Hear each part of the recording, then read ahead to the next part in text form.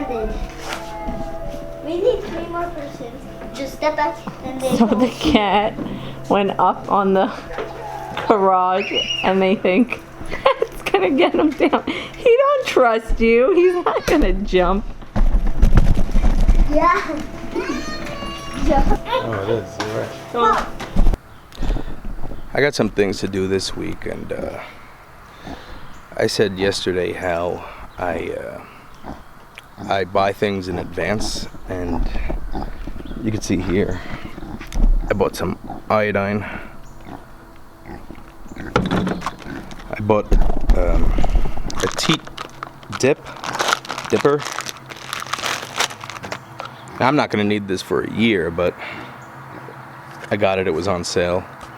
So you put iodine in there. You squeeze it.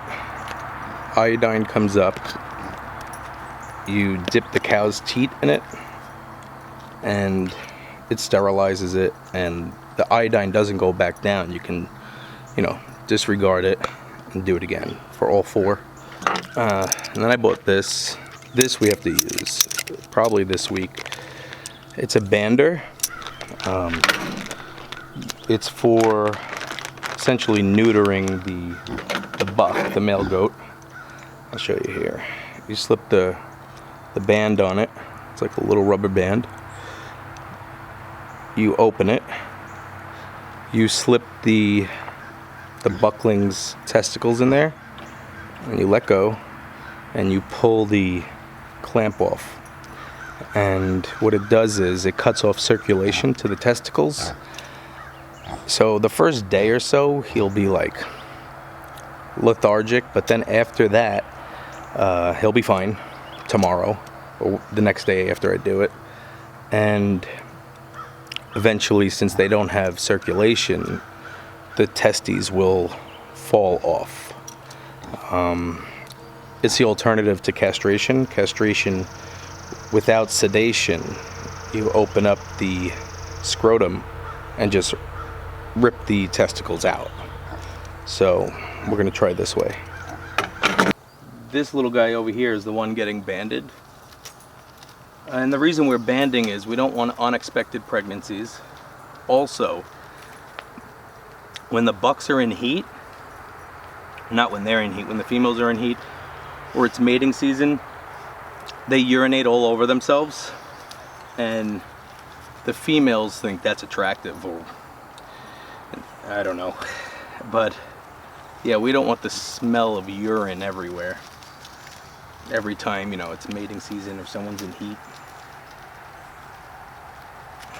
They're getting pretty good. They're getting used to us. Mainly me. I spent a lot of time with them. They're still a little cautious, but slowly, it will be fine. Once we band them, it will probably backtrack a little bit on trusting us. Goats, they don't really, if you put them on grass, they'll eat it, but that's not really what they were made for. They're browsers. They go around, they pick at bushes, they stand up and eat some leaves of a tree. They'll eat some grass, but mainly they're browsers. This is why we got them to landscape for us. We have a lot of poison ivy here. They like to eat poison ivy. Once they're bigger, they'll make a real dent in the landscape when it comes to undesirable things. The only thing I'm worried about with them is rhododendrons. Rhododendrons are toxic to any animal. And the smaller the animal, obviously, the more potent it is.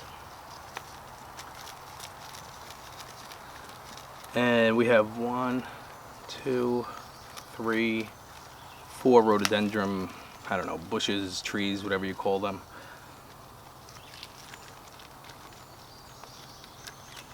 See, he's over there, Ricky. He hears me talking about him being banded. when we went to the Roadhouse, they gave us a bunch of fresh vegetables, and one of the vegetables they gave us was beets. It was pretty cool. The kids got to rip them out of the ground, which is something they've never done before. So today I'm gonna make fermented beets. I already peeled them. Now this doesn't go to waste. It can go to the chickens, it can go to the pigs, probably the pigs. These beets, I just peeled them, and I'm just gonna chop them up into a dice. You can do a julienne, you can slice them. I like them diced though, so I'm just gonna make them. I'm just going to cut them up into little cubes, and then we'll get started. So as you can see, I just cut them up into cubes. That's about the size you want them. There's really no wrong way to do this. I think if they're thinner, they'll probably ferment faster. And if they're thicker, they might take a little longer. I like them with a little bit of a bite to them, so I like cubes. So either you want to try and get beets that are fresh, you can go to the farmer's market if you can't grow them. Beets that are fresh just tend to ferment better than beets that are not. Some nutrients get lost the older vegetables are. Now these are 3 beets. If I have to peel and chop another one, then that's what I'll do.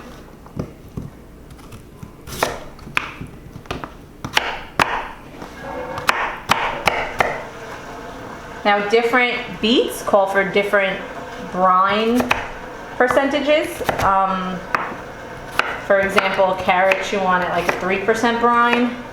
Beets you want it a 2% brine. What that is, it's the amount of water to salt ratio. These are diced into cubes. I think that's enough. If I need to do another one, I'll do another one.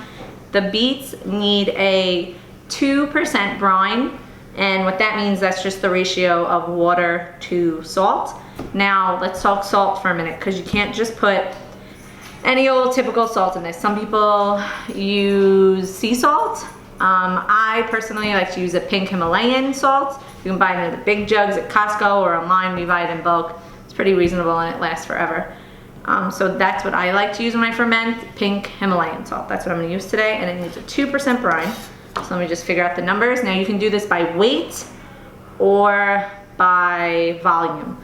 I like to use a scale when I do this. Now, fermenting is a tricky thing. Sometimes it works, sometimes it doesn't work. I made carrots recently, they came out amazing. I tried to make pickles right after, they came out terrible. I had to throw them away. It is what it is. So I'm hoping the beets come out as good as the carrots, because those were delicious. So I just got a regular sized jar. I'm going to first fill it with water. Some people make the water warm to dissolve the salt. I don't.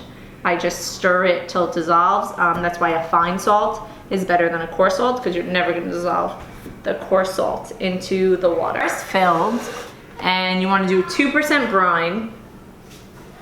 So first I have to add the water. Now the water, I'm trying to get my measuring cup. The water has to be like filtered or distilled. We have well water, so I don't have to use special water. But if you live and you get city water, you can't use the tap water. There's stuff in it, like chlorine and minerals and things. Yes? Can you please charge my iPad? In a minute.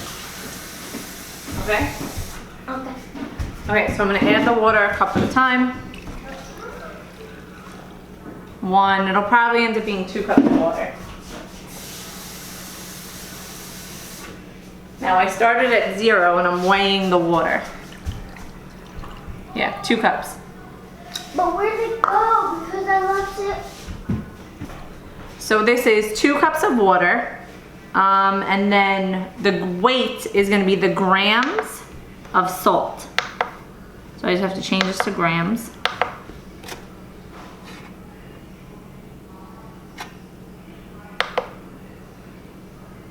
Oh, so I usually use the other scale, which is a lot better. Just set it back to 0. Pounds. It's not changing. Grams, okay.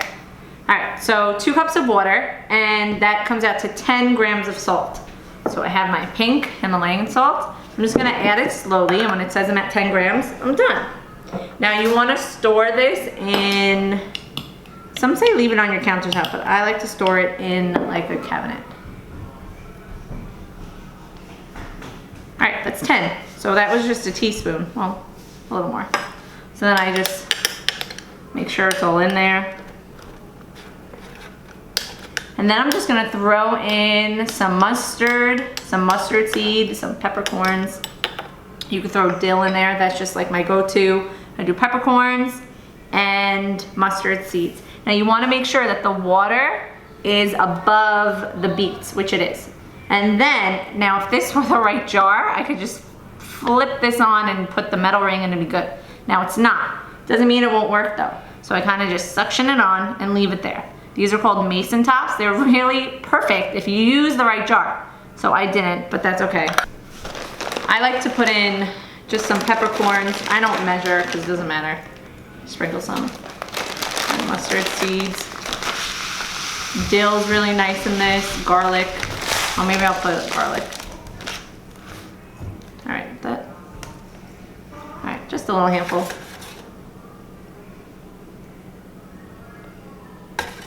Sometimes what I do first is I'll add the water.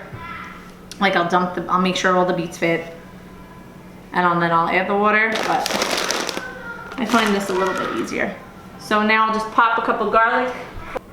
Usually what I use to figure out my brine to water ratio, so I just use an online brine calculator. Just want to stick that in there. All right, everything's in. Stick the top on. I just kind of suction it down. Now, if in a few days I'm gonna look at it, maybe even tomorrow, and there'll be like white little bubbles, that's what you want. If I don't see white bubbles, then it's not fermenting. Maybe it's in too cold of a place, because the colder it is, the slower it's gonna ferment. But it's usually not that cold in here. This should take maybe 4 or 5 days and then I'll test it out. If it's not good, I'll try again.